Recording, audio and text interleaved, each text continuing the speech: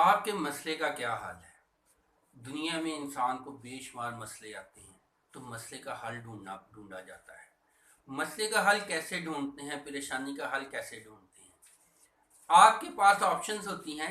या तो आप परेशान होकर, दुखी होकर उस मसले को बहुत बड़ा मसला कर लें, या फिर आप उस पर रिलैक्स हो, हंसें और आप उससे लातल्लक सा होके उसको कहें कि मसले से आप खुद को कहें कि अगर ये जो है मसला जो है जितना मर्जी बड़ा हो जाए तो इसका कोई ना कोई हल सोल्यूशन तो होगा।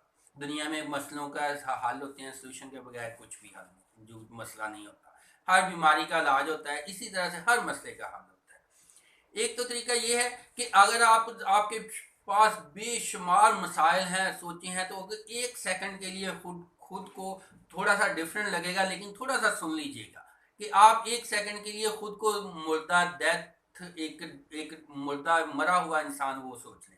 अगर मर जाते हैं तो फिर मसले जो हैं फिर क्या होगा उनका?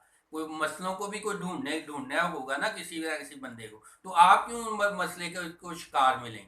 अब अपने को आपको जो एक तरह से उस लातल्लक होने का आपको ये एक तरीका मिल जाएगा।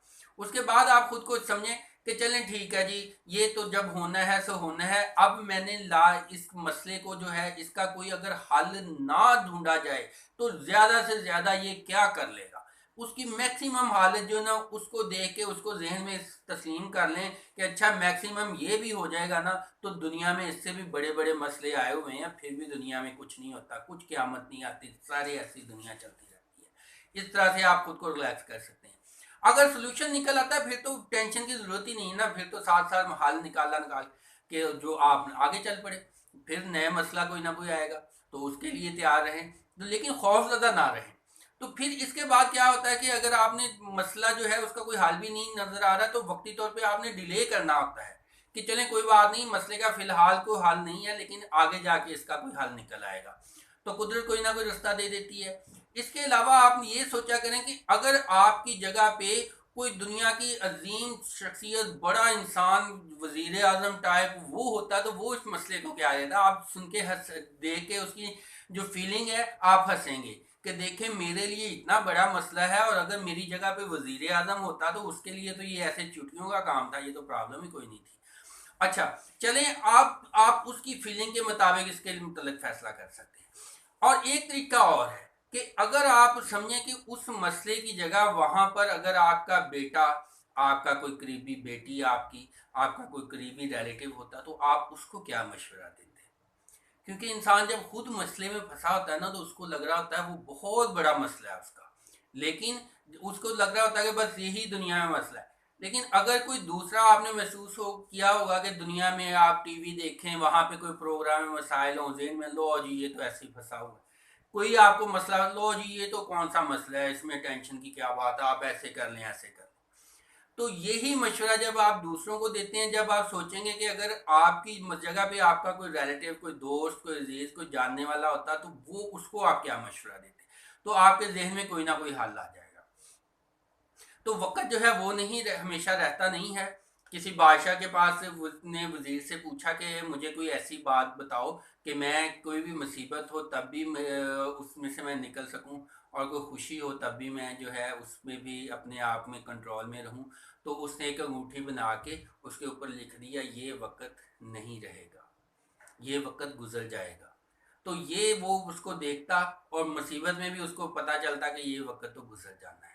तो वो उसका समझ जाता कि इसका कोई ना कोई हल भी निकल आएगा, जो कुछ भी हुआ ये वक़्त में रहना नहीं है।